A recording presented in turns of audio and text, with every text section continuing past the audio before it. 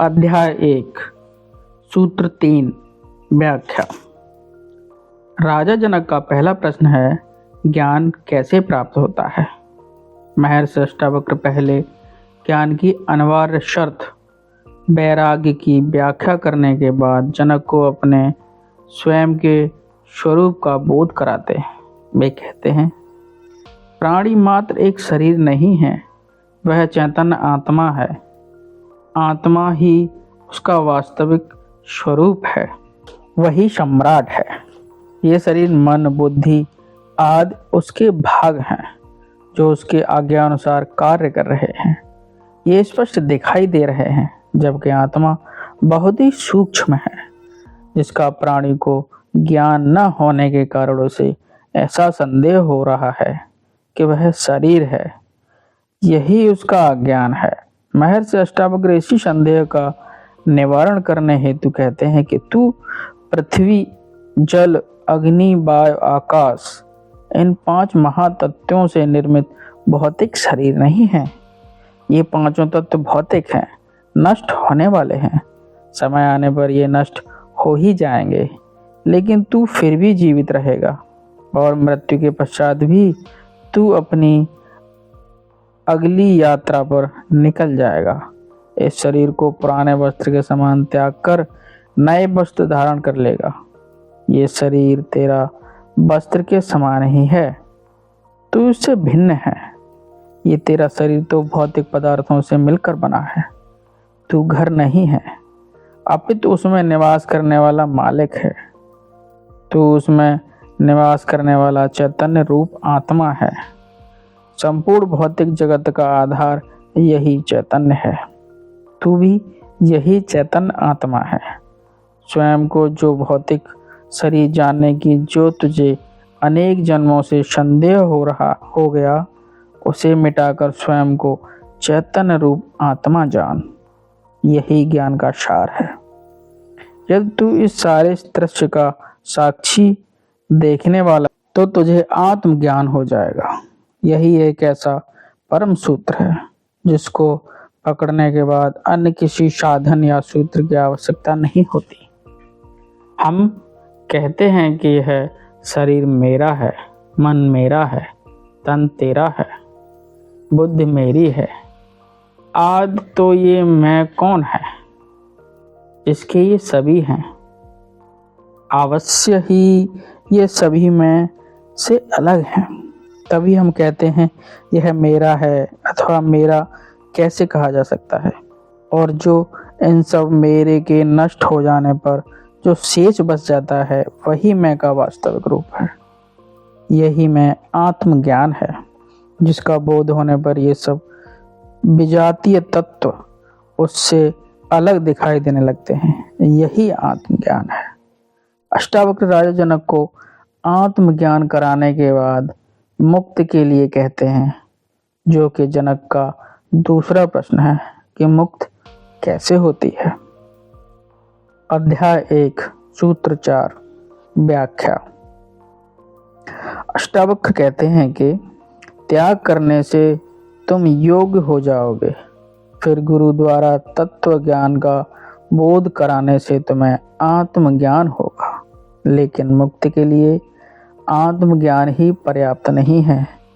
यह निश्चित हो जाना कि मैं शुद्ध चैतन्य आत्मा हूँ, मैं साक्षी हूँ, यह शरीर आदि मैं नहीं हूँ, आदि ही मुक्ति के लिए आवश्यक नहीं है।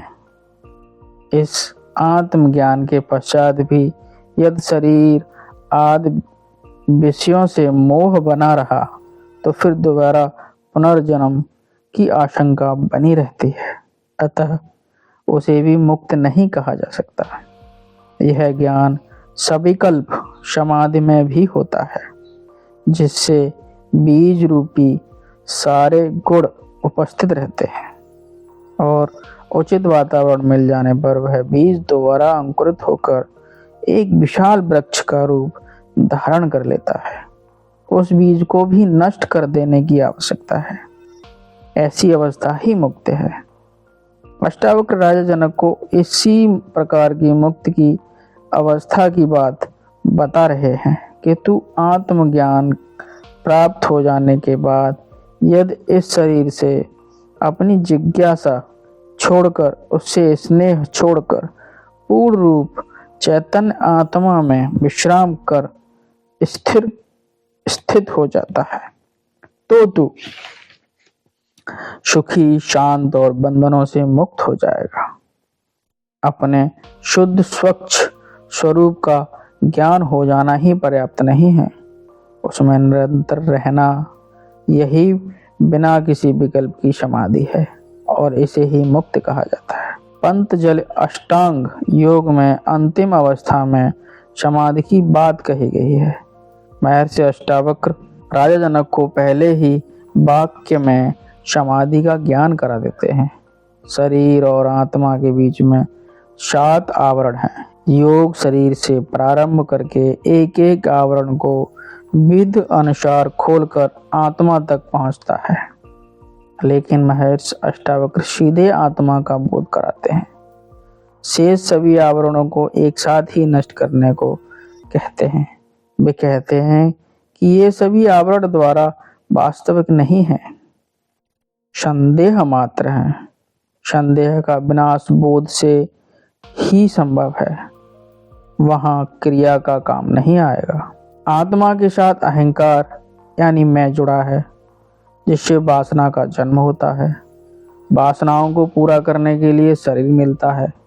यदि वासना नहीं होती तो शरीर की क्या आवश्यकता थी। योग का मूल आधार शरीर है। यदि तू इससे अलग होकर सीधे आत्म भाव में स्थित हो जाता है, तो तू अभी सुखी, शांत व मुक्त हो जाएगा। अभी एक पल की भी देरी नहीं होगी। ये वासनाएं, संस्कार, कर्म फल, कर्म भोग आदि कुछ भी बंधन नहीं रहेंगे। केवल ऐसी अवस्था में स्थिर हो जाना ही पर्याप्त है। जिस प्रकार कभी कभी रस्सी को सांप समझ लेने पर, उसे स्पष्ट रूप से देख लेने पर ज्ञान होता है कि वह सांप नहीं रस्सी है। कुछ कर्म कांड, जप तप, मंत्र साधना, हठ योग की क्रियाएं आदि नहीं करनी पड़ती। उसी प्रकार से महर्षि अष्टावक्र आत्मबोध की पर्याप्त मानते हैं, जिससे सारे संदेह मिट जाते हैं और प्राणी मुक्त को प्राप्त हो जाता है। यह मुक्त कोई विशेष स्थान नहीं है और न ही इसको प्राप्त करने के लिए किसी प्रकार का कोई महासागर पार करना पड़ता है, बल्कि अपनी वास्तविकता का ज्ञान होना है, जो कि स्पष्ट दर्शन से ही संभव है। इसी से सारे आवरण खुल जाते हैं। ये सारे आवरण अज्ञान के हैं। शिव गीता में कहा है, मोक्षस्य नहि वसी अस्ति न ग्राम्य अंतरमेव वा अज्ञान हृदय ग्रंथ नाशो मोक्ष इति स्वमृतः। मोक्ष का किसी लोकांतर में घर या गांव में निवास नहीं है, लेकिन अज्ञान रूपी ग्रंथ का नाश ही मोक्ष कहा जाता है। जो प्राणी चैतन्य आत्मा में आराम कर ठहर गया वही मुक्त है। सभी कर्म शरीर और मन के हैं। जो शरीर और मन के प्रति स्नेह रखता है, उसी के कर्म बंधन बन जाते हैं। आत्मा का कोई बंधन नहीं है। वह कर्ता करने वाला ही नहीं, दृष्टा है, देखने वाला है, और देखने वाला कभी कर्म बंधन में नहीं बंधा। ये सभी विषय, भोग, कर्म, अहंकार, लोभ आदि शरीर व मन के गुण हैं, आत्मा के नहीं। जो प्राणी स्वयं को आत्मा मानकर शरीर से अपना नाता समाप्त कर लेता है, वही मुक्त है। यही अष्टावक्र गीता का मूल आधार है। अध्याय 1 सूत्र 5 व्याख्या। महर्षि अष्टावक्र जी ने 3 वाक्यों में ही राजा जनक के तीनों प्रश्नों का उत्तर देते हुए मुक्ति और वैराग्य का स्पष्टीकरण देकर मुक्ति की विधि बता दी। कि किस प्रकार तुझे मोक्ष की प्राप्ति हो सकती है। यहाँ पर इसकी और व्याख्या करते हुए जनक को समझा रहे हैं, जिससे उनके मन में कोई और आशंका शेष न रह जाए। अष्टावक्र कहते हैं, तू शरीर नहीं है, आत्मा है, जो चैतन्य है, साक्षी है, जिसका कोई वर्ण नहीं है और ना ही कोई धर्म और जाति है। यह ब्राह्मण, क्षत्रिय, वैश्य, शूद्र नहीं होती। ये तो चैतन्य ऊर्जा मात्र है, जो समस्त प्रकार के जीवों में समान रूप से समाई हुई है। यह आत्मा न किसी वर्ण वाली है और न ही किसी आश्रम यानी ब्रह्मचर्य, गृहस्थ, वानप्रस्थ और संन्यास वाली है, और ना ही इसकी कोई जाति या लिंग है। आत्मा न कर्ता वाली, न भोक्ता और ना ही भोगने योग्य पदार्थ या विषय है, और ना ही इसकी कोई संगति और असंगति है, और ना ही इसका कोई निश्चित आकार है। यह तो केवल विश्व का साक्षी मात्र है, केवल दृष्टा देखने वाली है। अष्टावक्र जनक से कहते हैं कि तू वही आत्मा है, ऐसा जानकर सुखी हो, क्योंकि ये वर्ण, जाति, आश्रम और इंद्रियों के विषय आत्मा के नहीं हैं, अतः ये तेरे नहीं हो सकते। इन वर्णों और आश्रमों को केवल ज्ञान रहित व्यक्ति ही मानते हैं, जिससे वे अपना भरण पोषण कर सकें। अष्टावक्र जनक को आत्मा के वास्तविक स्वरूप का ज्ञान कराते हुए कहते हैं, तू इसे पहचान ले और अभी सुखी हो। इसमें विलंब का कोई अर्थ ही नहीं, यह तो तत्काल ही उपलब्ध होने वाली है। ऐसा नहीं है कि कर्म आज करो और परिणाम कई जन्मों में जाकर प्राप्त होता है। कुछ धर्म बताते हैं कि यह कलयुग है, यह 5वां काल है, इसमें मोक्ष होगी ही नहीं। कुछ कहते हैं कि आज से प्रयास करना आरंभ करो तो 7 जन्म लेने के बाद मुक्ति को प्राप्त होगा। कुछ बताते हैं कि अंतिम तीर्थकर पैगंबर अवतार हो चुके, अब कोई दूसरा होने वाला नहीं है। परंतु अष्टावक्र बड़ी निडरता से घोषणा करते हैं, यह सब व्यर्थ है। तू अपने को चेतन आत्मा में स्थित कर और अभी मुक्त हो जा। ऐसी घोषणा आज तक कोई भी महापुरुष या अवतार या गुरु नहीं कर पाए। बड़ी आश्चर्यजनक घोषणा है आध्यात्म जगत की। दीपक के जलते ही अंधेरा क्षण भर में गायब हो जाता है, उसी प्रकार ये आत्मज्ञान के प्रकाश से अज्ञानता रूपी अंधेरा एक क्षण में समाप्त हो जाता है। सारे संदेह मिट जाते हैं, केवल उसका आभास हो जाना ही पर्याप्त है। अध्याय 1 सूत्र 6 व्याख्या। यह आत्मा चैतन्य है, मुक्त है, असीम है, सभी में व्याप्त है। आत्मा को किसी भी बंधन में नहीं बांधा जा सकता। शरीर तो सीमित है, मन बुद्धि सीमित है। यह सारी विविधता शरीर और मानसिक है। आत्मा में कोई विविधता नहीं होती।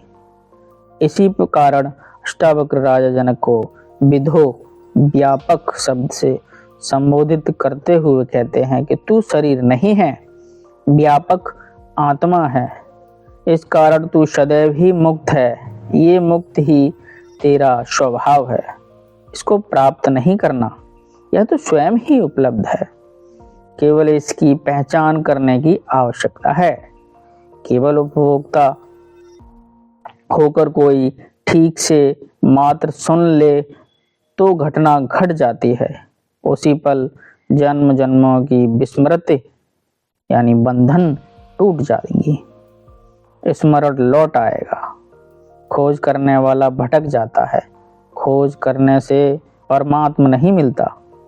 खोजों को छोड़कर संसार के प्रति उदासीन त्यागवान होकर विश्राम में स्थित हो जाना ही पा लेने का मार्ग है। आत्मा व्यापक है, सब में एक ही है, किंतु शरीर की विविधता के कारण अज्ञानी व्यक्ति को आत्मा की विविधता का संदेह हो जाता है। यह मेरी आत्मा है, यह उसकी आत्मा है, अलग अलग आत्माएं हैं। आत्माएं अनंत हैं आदि। अष्टावक्र आगे कहते हैं कि तू घमंड के कारण स्वयं को कर्ता और भोगने वाला मान बैठा है। यह घमंड भी तेरी भ्रांति है। तू चैतन्य आत्मा है जो न करता है और न भोगने वाला है। अपने आप को करने व भोगने वाला मानकर तू सुख दुख का अनुभव कर रहा है। तू धर्म और अधर्म की बातें करता है। वास्तव में यह धर्म और अधर्म, सुख और दुख, हानि और लाभ मन के कारण ही हैं। तू घमंड के कारण ही अपने को आत्मा से अलग अनुभव कर रहा है। उसे त्याग दे तो आत्मवत सदा मुक्त है। अहंकार के मिट जाते ही तू कर्ता और भोक्तापन से मुक्त हो जाएगा और इस धर्म अधर्म हानि लाभ के दुष्चक्र से सदा सदा के लिए स्वतंत्र हो जाएगा।